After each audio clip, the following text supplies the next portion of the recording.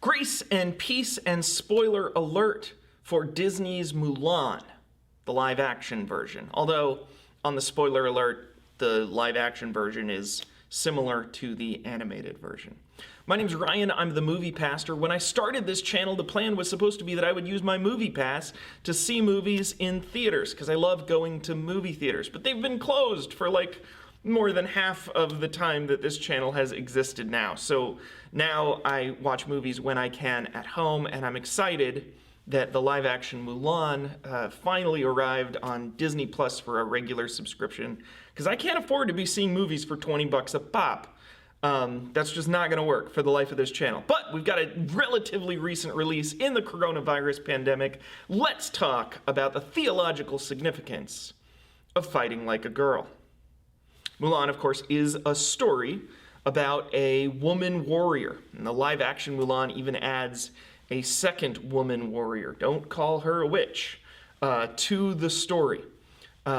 This is a classic tale to tell.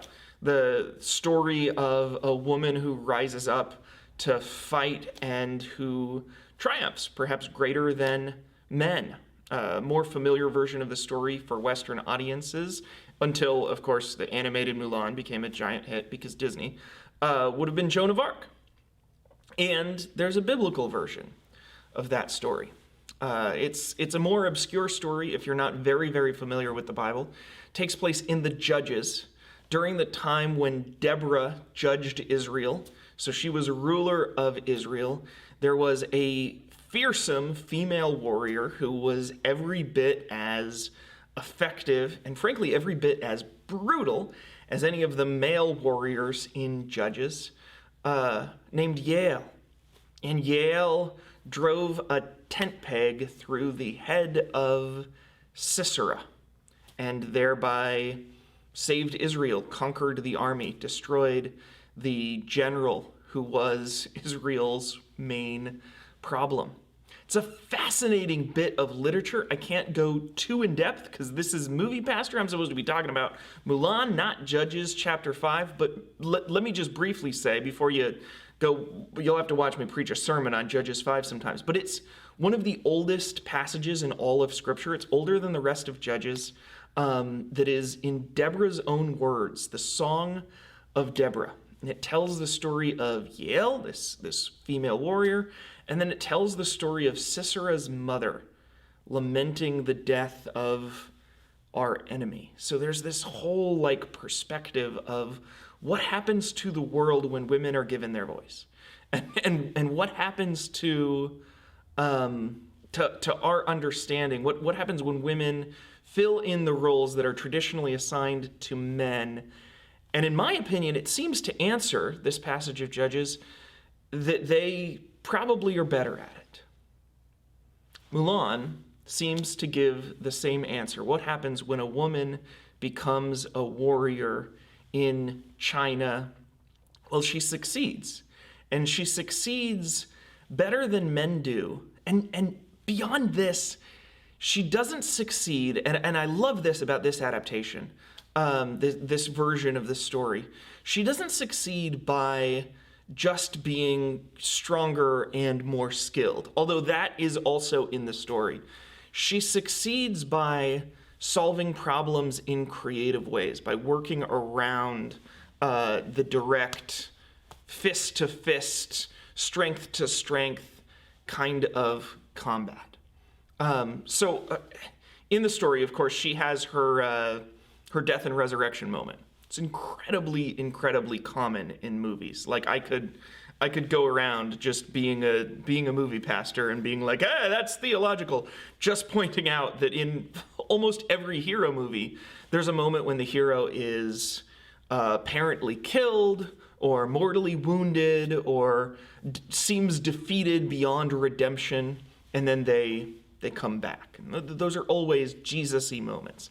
This happens to Mulan. And then after that, she has this moment of realization. She has this epiphany, this encounter with the goddess, this Emmaus Road experience, where she's reminded of these three virtues that keep appearing throughout the film, of which Mulan has represented two of them: loyalty, courage, and truth. She realizes she hasn't been true, that what her opponent, the villain, this witch warrior, has said to her has some merit. So she's listening to other people. She's listening to ideas that are not her own. She's not just committed to her way of doing things, but she's collaborating. And she rides off to the rest of the Chinese troops, to her friends. And as she does, she begins to doff her armor. She sheds the armor that she's wearing, which also hides her gender. So she's now going to fight as a woman, both symbolically and literally. That, of course, brings to mind another much more familiar part of the Bible, the David and Goliath story, where you might recall, if you grew up going to Sunday school, that David, when he agrees to fight Goliath, the giant, is offered the king's armor, and he says, no, this isn't right for me. This doesn't fit. This isn't who I am. So she takes off the armor. And there's this moment of watching the movie where you're like, is that a good idea? And then she fights, and she has her, classic, like, yeah, she's full of chi. The chi is kind of magical in this version of the story. It makes her, a good martial artist, except not real good martial arts because there are cuts all the way. Anyway, but what's interesting about it is she then circles around the enemy troops and tricks them into causing an avalanche, which then defeats the entire army. So instead of just fighting soldiers and fighting them faster and better and killing more of them than any of her fellow soldiers, although it establishes, yes, she is capable of that, it establishes also she has another way of doing things. And then it doubles down on this. Later in the story, she goes to speak to the emperor, and the emperor has been replaced by, again, her enemy, this witch warrior. But instead of facing off, instead of battling to the death, instead of, an arm wrestling match or whatever you might see in a masculine-centric hero story, she sympathizes with her enemy and pleads for help and communicates this reality. Hey, I've been able to be true. You can too. There is room for us. There is a place for women to be warriors. I'm reminded of the Edison quote, the best way to destroy an enemy is to make them into a friend. We don't have to be opponents. Let's exercise social dynamics in our problem solving, not just physical dynamics.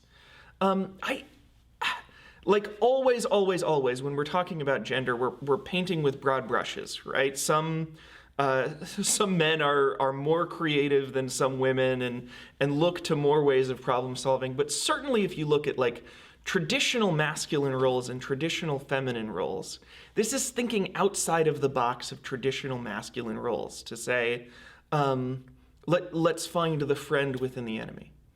And in fact, even when she finally faces Khan, Bori Khan is the new version of the Hun in this movie. They don't say the word Hun because China. She doesn't directly defeat him in combat. Instead, she changes the landscape. She arrives in this place where they're balancing on a log, and she alters the landscape and is able to survive the changing landscape while he is not. Fascinating, symbolic depiction of what it means to work in a place of adaptive change and to succeed in that environment. And perhaps this is why these voices, these half the sky, these female voices, could be so instrumental to our future in society. A conversation that is every bit as loaded biblically and theologically as any other. The movie goes a little bit further. With this exploration of truth, it dips its toe in the water of something that's very timely and very poignant. And it only dips its toe in it.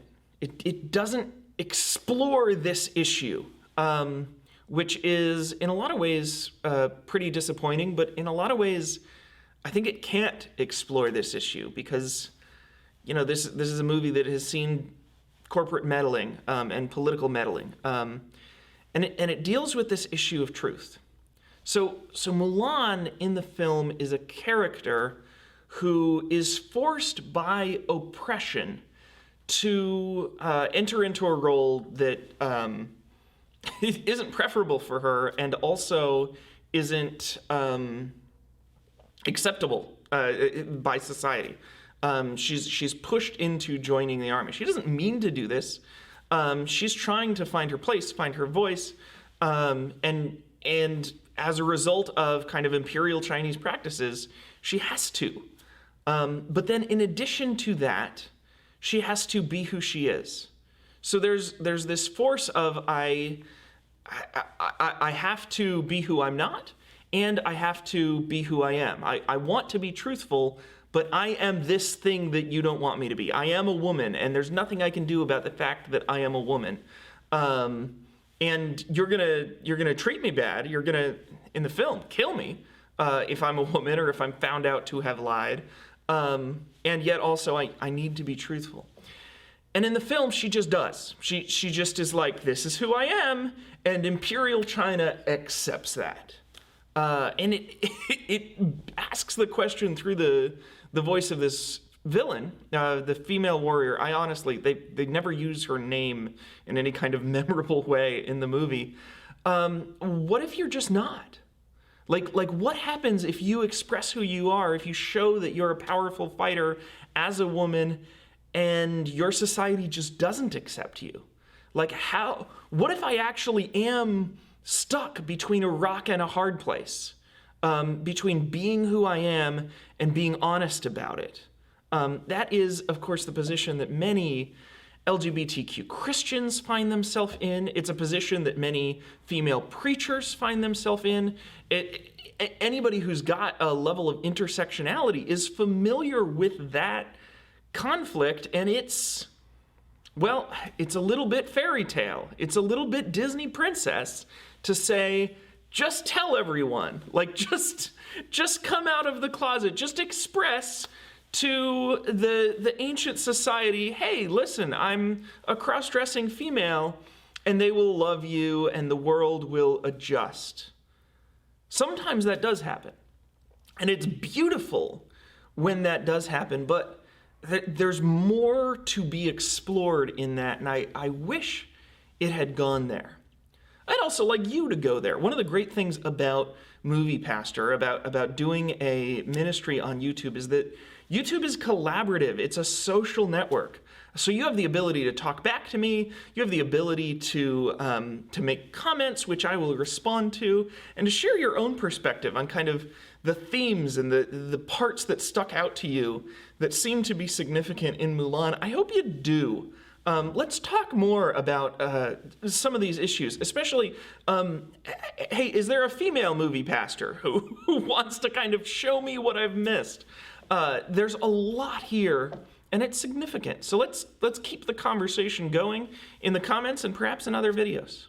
Thank you very much. And when in scenes of glory I sing the new song, 'twill be the old story that I